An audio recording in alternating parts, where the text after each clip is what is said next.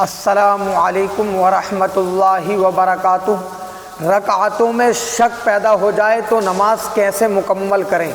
یہ بہت ضروری اور اہم مسئلہ ہے۔ یہ مسئلہ بہت سارے لوگوں کے ساتھ پیش آتا رہتا ہے جو نماز کے پابند ہوتے ہیں، جو 5 وقت کی نماز پڑھنے والے ہوتے ہیں۔ یہ مسئلہ ان کے ساتھ پیش آتا رہتا ہے۔ اس مسئلے کی پوری تفصیل میں آپ کے سامنے رکھوں گا، ویڈیو کو آخر تک ضرور دیکھیں۔ رکعتوں میں شک پیدا ہو جائے تو نماز کو کیسے مکمل کریں؟ اس کی 3 صورتیں ہیں۔ پہلی صورت تو یہ ہے کہ اگر زندگی میں آپ کے ساتھ پہلی مرتبہ ایسا ہوا ہے، زندگی میں آپ کے ساتھ اگر پہلی مرتبہ ایسا ہوا ہے کہ آپ کو لگ رہا ہے پتہ نہیں دوسری رکعت پڑھ رہا ہوں، پتہ نہیں تیسری یا چوتھی پڑھ رہا ہوں، کون سی پڑھ رہا ہوں، تو ایسی صورت میں ضروری ہے آپ کے لیے کہ آپ اس نماز کو توڑ دیں اور دوبارہ نماز کو پڑھیں، یعنی اس نماز کو توڑ دیں اور دوبارہ نماز کو ادا کریں۔ اور دوسری صورت یہ ہے کہ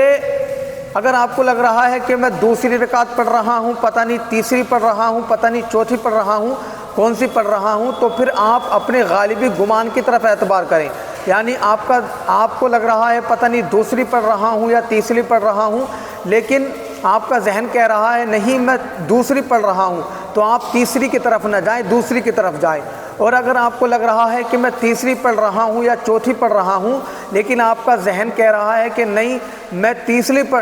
پڑھ رہا ہوں، تو پھر تیسری کی طرف جائیں، چوتھی کی طرف نہ جائیں۔ اور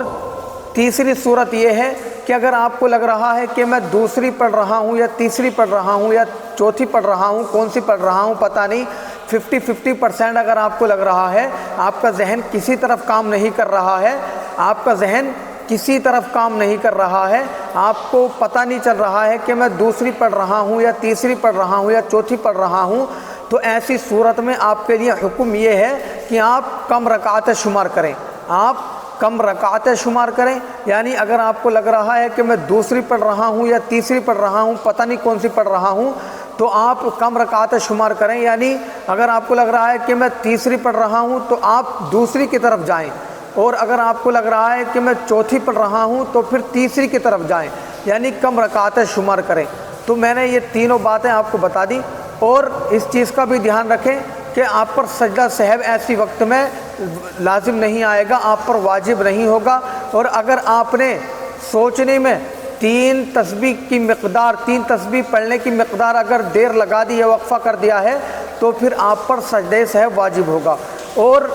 آپ تیسری رکعت میں اور چوتھی رکعت میں قعدہ کریں گے، اس لیے کہ کیونکہ پتہ نہیں کہ آپ تیسری پر جو بیٹھ گئے تھے کیا پتہ وہ چوتھی رکعت ہو، تو اس لیے اس مسئلے پر آپ ذہن رکھیں اور ذہن نشین کر لیں، ویڈیو کو بار بار دیکھیں تاکہ آپ کو مسئلے معلوم ہو جائیں۔ السلام علیکم ورحمۃ اللہ وبرکاتہ۔